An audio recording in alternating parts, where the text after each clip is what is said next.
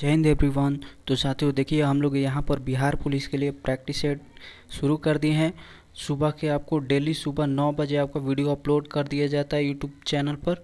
तो चलिए हम लोग अगले प्रैक्टिस सेट को देख लेते हैं। अगर आप इस चैनल पर नए होंगे तो चैनल को ज़रूर सब्सक्राइब कर लीजिएगा।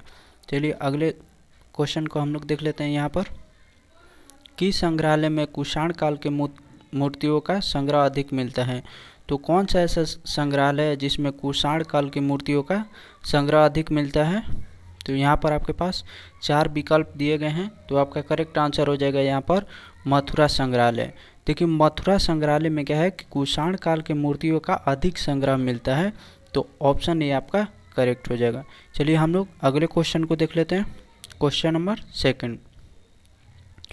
मौर्यों के बाद दक्षिण भारत का सबसे प्रभावशाली राज्य कौन था? जब मौर्य वंश के बाद दक्षिण भारत में यानी साउथ इंडिया में हम लोग बात करेंगे कि सबसे प्रभावशाली राज्य कौन था, तो आपका करेक्ट आंसर हो जाएगा यहाँ पर सातवाहन, जो कि आंध्र प्रदेश के क्षेत्र में था। चलिए अगले क्वेश्चन को देख लेते हैं। इलाहाबाद के स्तंभ लेख में समुद्रगुप्त की प्रशंसा किसने की है? इलाहाबाद में आपको स्तंभ लेख देखने को मिलता है, उसमें समुद्रगुप्त की प्रशंसा किसने की है? तो आपका करेक्ट आंसर हो जाएगा यहाँ पर हरिसेन। हरिसेन ने प्रयाग में प्रयाग प्रशस्ति पिलर पर समुद्रगुप्त की प्रशंसा की है। नेक्स्ट अगले क्वेश्चन को देख लेते हैं। Question number 4। चंद्रगुप्त विक्रमादित्य के दरबार में 9 रत्नों में सबसे अधिक प्रसिद्ध कौन था? तो चंद्रगुप्त विक्रमादित्य यानी चंद्रगुप्त द्वितीय को ही चंद्रगुप्त विक्रमादित्य के बोला जाता है, और इसके दरबार में 9 रत्नों में सबसे अधिक प्रसिद्ध कौन था? तो आपका करेक्ट आंसर हो जाएगा यहाँ पर कालिदास। कालिदास ने मेघदूत नामक एक पुस्तक की रचना की है। चलिए अगले क्वेश्चन को देख लेते हैं। अजंता की गुफाओं में चित्र किस वंश के काल के हैं? जो अजंता की गुफाएं आपको देखने को मिलता है औरंगाबाद महाराष्ट्र में, यहाँ पर अजंता की गुफाओं में चित्र किस वंश के काल के हैं? तो कौन सा वंश के काल के हैं?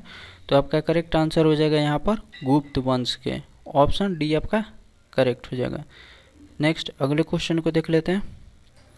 विश्व व्यापार संगठन का गठन किस वर्ष हुआ था?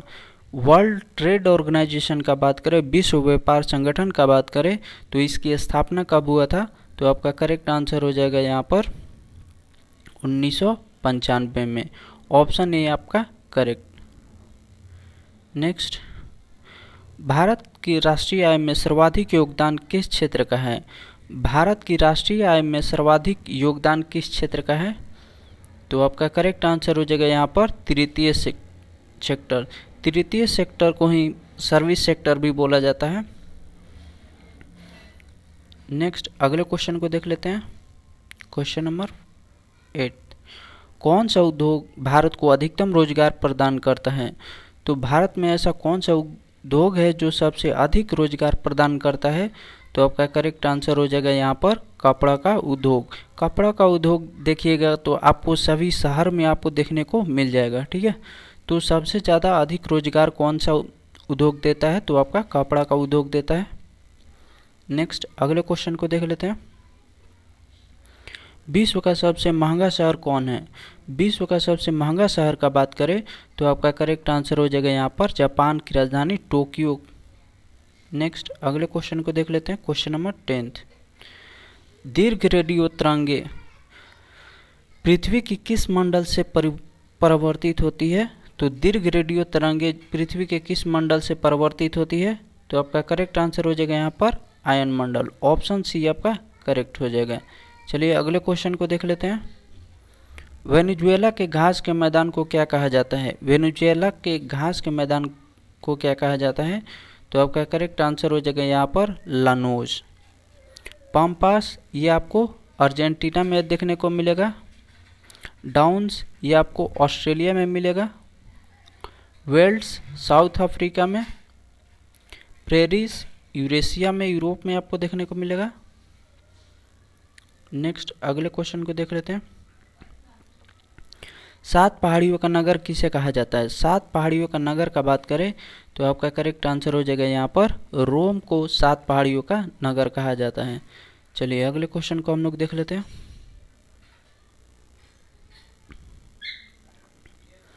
आप इन सभी क्वेश्चन को अगर रट जाते हैं तो आपको कोई बुक पढ़ने की ज़रूरत नहीं है, जितने प्रैक्टिस सेट कराऊंगा उसमें सभी आपको कवर हो जाएंगे। ठीक है। पर्ल हार्बर किस देश का नौसैनिक अड्डा है? पर्ल हार्बर किस देश का नौसैनिक अड्डा है? तो आपका करेक्ट आंसर हो जाएगा यहाँ पर यूएसए के। जापान ने वर्ल्ड वॉर के समय यूएसए के पर्ल हार्बर पर ही बम फेंककर ऑपरेशन टोरा टोरा के तहत बम फेंक दिया था। चलिए अगले क्वेश्चन को देख लेते हैं। अशुद्धि मिलाने से द्रव का क्वथनांक पर क्या प्रभाव पड़ता है? जब अशुद्धि हम लोग द्रव में मिला जाते हैं तो उसका क्वथनांक क्या होता है? बढ़ता है, घटता है या स्थिर रहता है? तो आपका करेक्ट आंसर हो जाएगा यहाँ पर बढ़ता है। ऑप्शन सी आपका करेक्ट हो जाएगा। नेक्स्ट, कौन सा अधातु तरल रूप में पाया जाता है? तो कौन सा ऐसा अधातु है जो तरल रूप में पाया जाता है? तो आपका करेक्ट आंसर हो जाएगा यहाँ पर ब्रोमीन। ऑप्शन बी आपका करेक्ट हो जाएगा।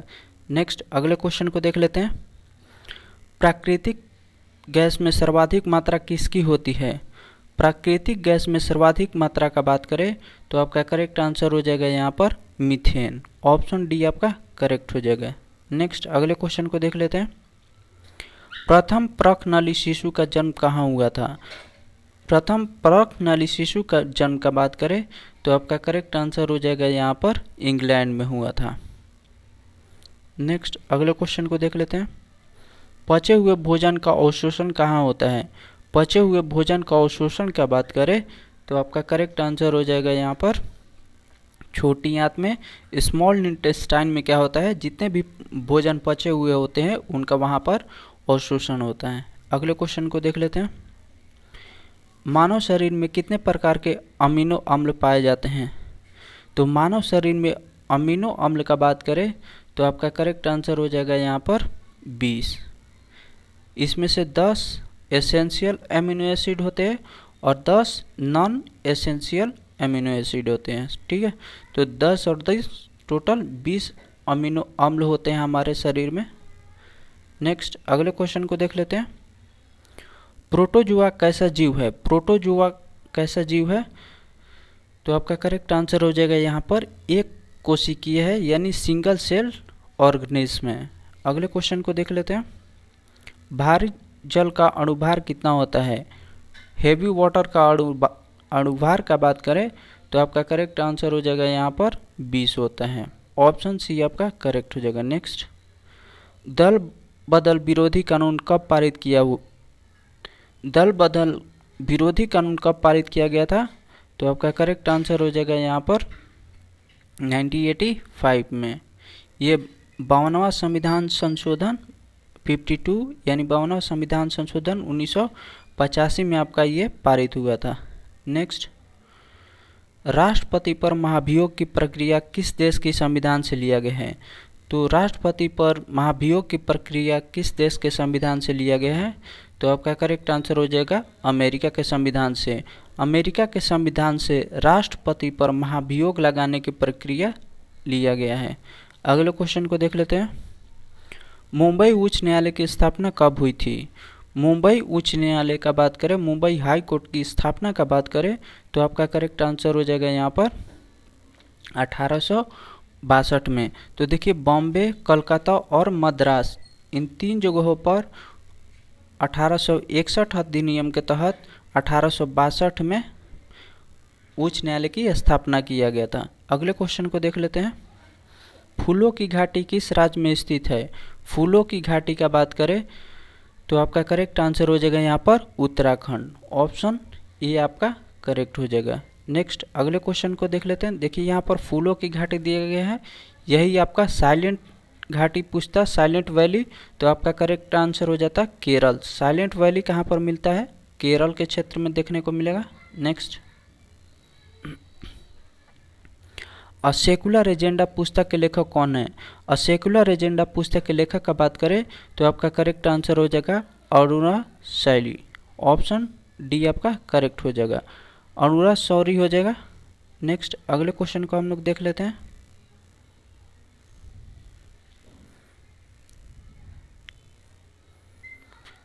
चकमा शरणार्थियों का संबंध किससे है? चकमा शरणार्थियों का संबंध का बात करें तो किस देश से है? तो आपका करेक्ट आंसर हो जाएगा यहाँ पर बांग्लादेश में। बांग्लादेश में अभी देखिए विद्रोह हो रहा था, तो वहाँ से जो चकमा शरणार्थी है ये आपको बांग्लादेश में देखने को मिलते हैं। नेक्स्ट, सेब के उत्पादन में कौन सा राज्य अग्रणी है? यानी एप्पल के उत्पादन में कौन सा राज्य सबसे आगे है? तो आपका करेक्ट आंसर हो जाएगा यहाँ पर Jammu and Kashmir. Option A आपका करेक्ट हो जाएगा। नेक्स्ट, अगले क्वेश्चन को देख लेते हैं। मेहरौली स्थित लौह स्तंभ का निर्माण किस शताब्दी में हुआ था? तो मेहरौली में स्थित लौह स्तंभ है, इसका निर्माण किस शताब्दी में हुआ था? तो आपका करेक्ट आंसर हो जाएगा यहाँ पर 4वीं शताब्दी में, यानी 4th सेंचुरी में इसकी स्थापना किया गया था। नेक्स्ट, अगले क्वेश्चन को देख लेते हैं। पर्ल हार्बर कहाँ नौसैनिक अड्डा है? तो पर्ल हार्बर एक नौसैनिक अड्डा था यूएसए का, संयुक्त राज्य अमेरिका का। ऑप्शन ए आपका करेक्ट हो जाएगा। नेक्स्ट, अगले क्वेश्चन को हम लोग देख लेते हैं।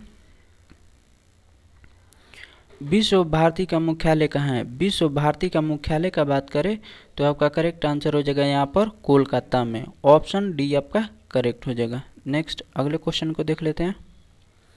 अभिनव भारत की स्थापना किस वर्ष हुई थी? अभिनव भारत जो कि बी.डी. सावरकर के द्वारा एक गुप्तचर संस्था थी, इसकी स्थापना कब किया गया था? तो आपका करेक्ट आंसर हो जाएगा 1904 में। अभिनव भारत की पहले इसका नाम मित्र मेला था। इसके बाद में अभिनव भारत इसका नाम परिवर्तन कर दिया गया और 1904 में इसकी स्थापना हुआ था। नेक्स्ट, अगले क्वेश्चन को देख लेते हैं। शारदा एक्ट किस अंग्रेज द्वारा बनाया गया था? शारदा एक्ट का बात करें तो आपका करेक्ट आंसर हो जाएगा यहाँ पर लॉर्ड इरविन के द्वारा बनाया गया था। Next, the scope of happiness. The scope of happiness के लेखक कौन है? द स्कोप ऑफ हैप्पीनेस के लेखक का बात करें तो आपका करेक्ट आंसर हो जाएगा विजय लक्ष्मी पंडित। विजय लक्ष्मी पंडित के द्वारा यहाँ पर द स्कोप ऑफ हैप्पीनेस पुस्तक लिखा गया है। नेक्स्ट, ब्राज़ील के घास के मैदान को क्या कहा जाता है? ब्राज़ील के घास के मैदान का बात करें तो आपका करेक्ट आंसर हो जाएगा कंपोज। ऑप्शन ए आपका करेक्ट हो जाएगा। नेक्स्ट, अगले क्वेश्चन को देख लेते हैं। इंडोनेशिया में किस प्रकार की स्थानांतरित कृषि होती है? इंडोनेशिया में किस प्रकार की स्थानांतरित कृषि होती है? तो आपका करेक्ट आंसर हो जाएगा यहाँ पर हुमा हो जाएगा। चलिए अगले क्वेश्चन को हम लोग देख लेते हैं। क्वेश्चन नंबर 37, अंगूर की खेती को क्या कहा जाता है? अंगूर की खेती का बात करें तो आपका करेक्ट आंसर हो जाएगा यहाँ पर विटीकल्चर। ऑप्शन ए आपका करेक्ट हो जाएगा। हॉर्टिकल्चर आपका होता है सब्जी से। नेक्स्ट, अगले क्वेश्चन को देख लेते हैं। ओजोन परत संबंधी वियना समझौता किस वर्ष हुआ था? ओजोन परत के संबंध में वियना समझौता का बात करें तो आपका करेक्ट आंसर हो जाएगा यहाँ पर 1985 में। 1985 में आपका ओजोन परत के लिए वियना समझौता हुआ था। नेक्स्ट, चिकित्सा शास्त्र का जनक किसे कहा जाता है? चिकित्सा शास्त्र का जनक का बात करें तो आपका करेक्ट आंसर हो जाएगा यहाँ पर हिपोक्रेटस। चिकित्सा शास्त्र का जनक किसे कहा जाता है? हिपोक्रेटस को। नेक्स्ट, अगले क्वेश्चन को देख लेते हैं। लोहा का शुद्धतम रूप कौन सा है? लोहा का शुद्धतम रूप का बात करें तो आपका करेक्ट आंसर हो जाएगा यहाँ पर पिटवा लोहा। ऑप्शन बी आपका करेक्ट हो जाएगा। चलिए, थैंक यू सो मच। अगर वीडियो अच्छा लगा तो लाइक करिएगा और चैनल को जरूर सब्सक्राइब कर लीजिएगा। ठीक है।